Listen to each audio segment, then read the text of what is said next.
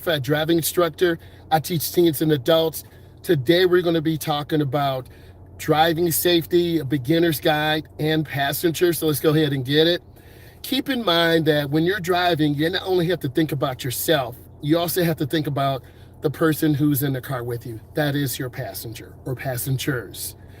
You need to always wear your seatbelt. This ensures that you and your passengers are properly strapped into the car in case of a collision. Many times, passengers and the driver are ejected from the vehicle with very poor outcomes. Wear your seatbelt. Next, speed limits. A lot of beginners, early drivers, tend to drive very fast. Speed is the number one killer of beginning drivers during the first 90 days. It's my job as a state certified driving instructor to teach you and to encourage you to stay within the speed limit. Safe driving is learned over a course of time. And over that time, usually it's 10 years, you're going to learn how to become a safe driver. You will learn how to have good speed control. And you learn through your parents. You learn through your siblings. You're going to learn through you looking at my content where I constantly remind you that safety is no accident. Next, drive defensively. If you've been looking at my content, and you better have been looking at my content, we always talk about safe defensive driving. You need to know what type of car or truck is near you.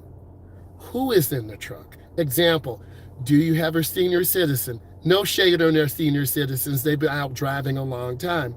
But as a result, some of your seniors, our older men or older women, might not have the flexibility to look over their shoulder and check their blind spot.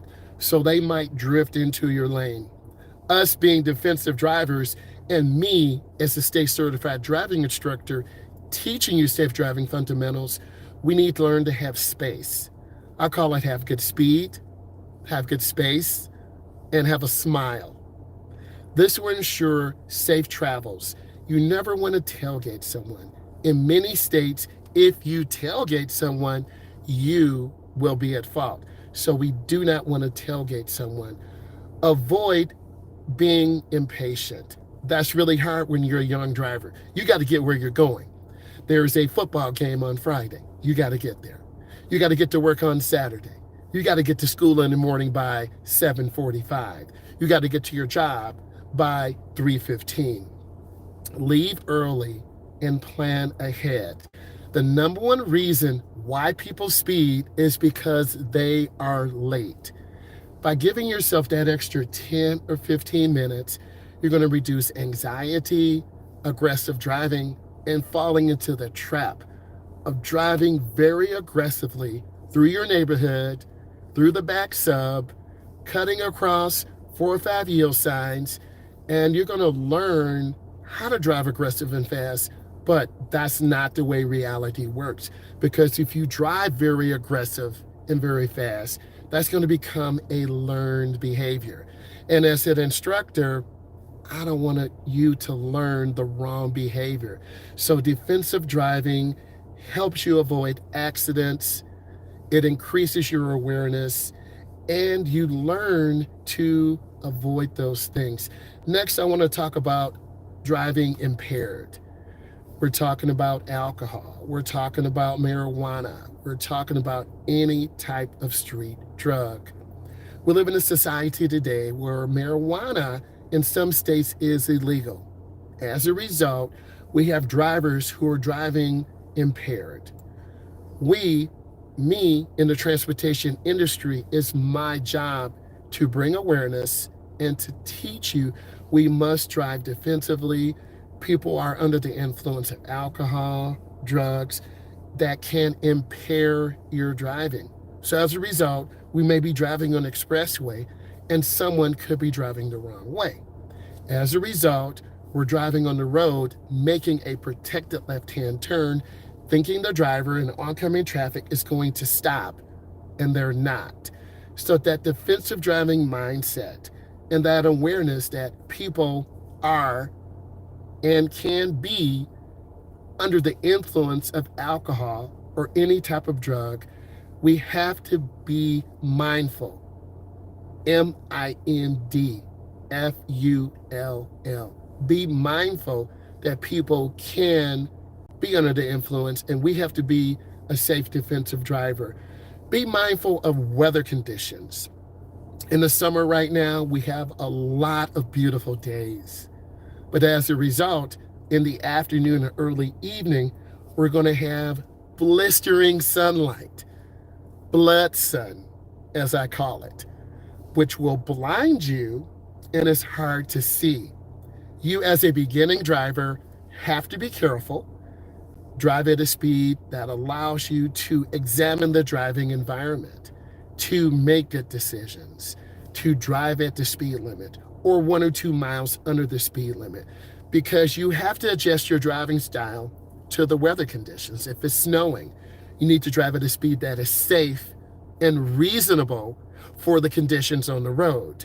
Next, you need to be aware and reduce your speed. Many states have rules that dictate the drivers must drive at a reduced speed. This could be 5 under, 7 under, 10 under. You have to control your vehicle because many of these conditions can cause you to spin out, lose control of your car, and put your car into a ditch. And typically, the toll bill to get your car out is $75 to $125. That could be money well spent on something else instead of calling your mom or dad and saying, "Mom or Dad, what, honey? I'm stuck in the ditch." What? How did that happen? It happened because you were driving too fast. So you've got to reduce your speed. One of my biggest things, watch for pedestrians. Pedestrians always have the right of way. You must yield to them even if the light is in your favor as a driver. Many pedestrians will walk out in front legally on the crosswalk as the do not walk sign is flashing. Do not walk. They're walking out in front of you, and they have a right, even if the light is not in their favor, to clear the intersection. You must pay close attention to pedestrians in the crosswalk in areas that have heavy pedestrian traffic. Downtown, a concert, Ariana Grande. You will have thousands of people. You have to yield for people. They're going to walk in front of you, beside the car, behind you. They might even jump on the car. You, as a pedestrian and a driver, have that personal responsibility. Safety is no accident. Always yield the right of way to pedestrians. If a pedestrian or bicyclist, if there's no sidewalk provided, the pedestrian must walk against the flow of the traffic.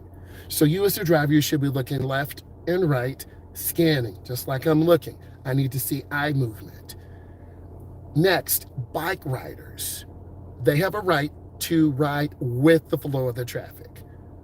They even have a right to the full right lane. You, as a driver, have a personal responsibility. I'm going to give you 2 examples. TWO.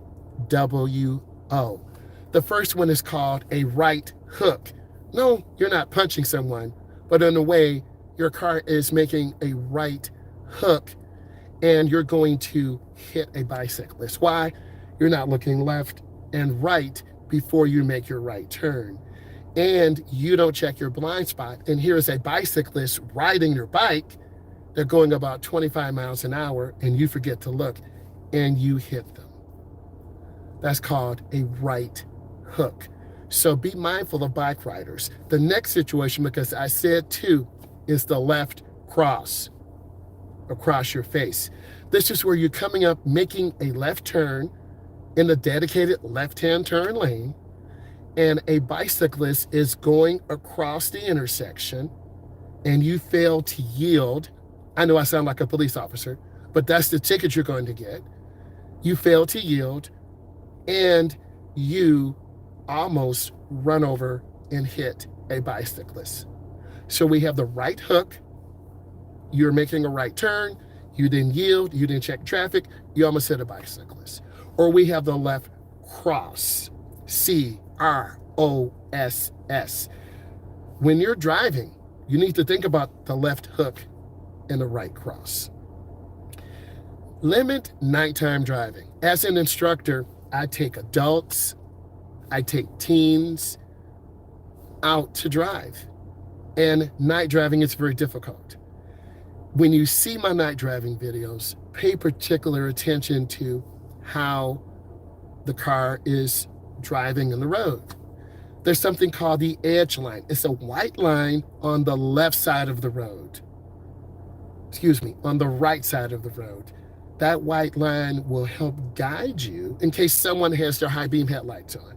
You need to turn your high beam headlights off within 500 feet. FEET. Why? You will blind someone if you do not cut your headlights off within that time. So you're driving blind, you can't see, so we want to use the white line to help guide you. If possible, avoid driving during late hours, after 9:30, 10:30, 11:30, when visibility is reduced. Visibility is your ability to see. It's also called visual acuity, if you want to know a driver's ed term that will be on your state test. If you have to drive at night, ensure your headlights are in good working order. Clean off your windshield.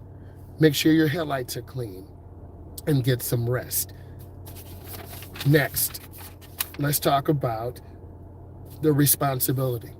We have a responsibility to ourselves as drivers and to our passengers and our pedestrians. You, as a beginning driver, a young driver, have a personal responsibility to ensure that you get home safely and your passengers who are in the passenger seat, there's no one right now, but let's pretend, you have that responsibility. And you need to take that responsibility seriously so you can mentally prepare. When you're driving, you need to drive as if someone is here in the car with you. No, you're not talking to someone next to you, but you need to drive as if you're trying to get them home safely. Because when you're in the driver's seat, you have a personal responsibility to yourself and to your passengers. I hope you enjoyed this. If you did, give it a thumbs up, share it, and subscribe. Bye, guys. Have a great day.